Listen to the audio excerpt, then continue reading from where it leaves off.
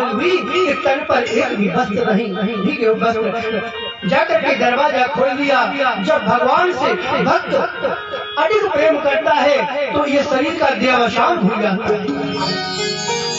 और जैसे गए से भगवान ने कहा, मेरा भक्त भले ही संसार से उठ करके वासना रूपी शरीर रूपी वस्त्र को खोल करके आ गया हो, लेकिन ये है तो संसार अपना पीता मन लिया और काकी के अंग पर डाल अंदर ले गई। कन्हैया को हाथ पकड़ करके आप पर बैठने के लिए एक सम्राट राजा कहाँ बिठा ले। एक फटी सी आसन पड़ी थी। कन्हैया इस पर बैठो बैठो बैठो। भगवान बड़े प्रेम से, भैया भूख लगी है बहुत जोर से, भूख लगी है, कुछ है खाने को? हाँ बेटा लाती। और घर पर देखा तो कुछ नहीं था। बाहर गई तो केलों के पेड़ लगे होते, केले तोड़े और ला करके कन्हैया के पास बैठ गई और बैठ करके केला छील रही थी कि फिर भाव ढेर गूदा तो फेंक दिया और छिड़का भगवान को खिलाने लगे। भगवान को खिला भगवान को खिला रही है और भगवान बड़े भाव से वो गूदा खाते जा रहे हैं। बंधुओं, भगवान जो है काहे के भूखे हैं, भाव के भूखे हैं। खिलाती जा रही है, भगवान बड़े प्रेम से खाते जा रहे हैं और कहते जा रहे हैं, ताकि यशोदा मैया के हाथों की जो माखन रोटी से इतना आनंद आता था, आज वही आनंद मिल रहा है। द्वारका में पटरानियां मुझे बहुत खिलाती है, लेकिन ऐसा आनंद नहीं आया।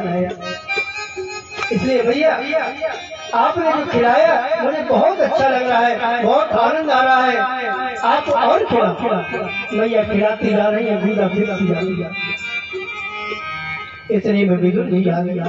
विदुर जी ने कहा, अरे पागल हो गई हो क्या?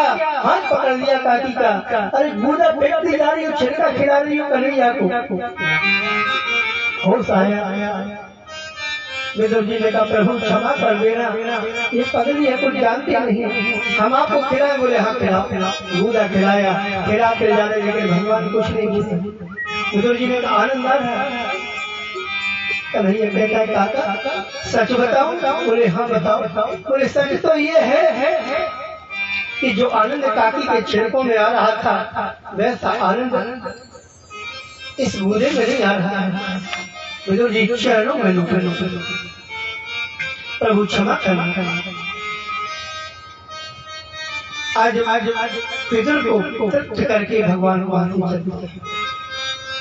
दो ही लोगों के यहाँ भगवान तृप्त हुए इस ब्रह्मांड में, एक सबरी के यहाँ और एक विदुर जी के यहाँ। इस प्रकार से आगे कथा आती है कि महाराज मनु महाराज की संतान हुई, प्रियव्रत, उत्तान आपूति, देहूति और प्रसूति, 3 कन्याएं और 2 बीच की बेटी है आपूति। मनु महाराज की बेटी आपूति और देहूति, मध्यम बेटी देहूति का विवाह कर्दम ऋषि से होता है। कर्दम ऋषि 10,000 वर्ष तक तपस्या कर रहे थे।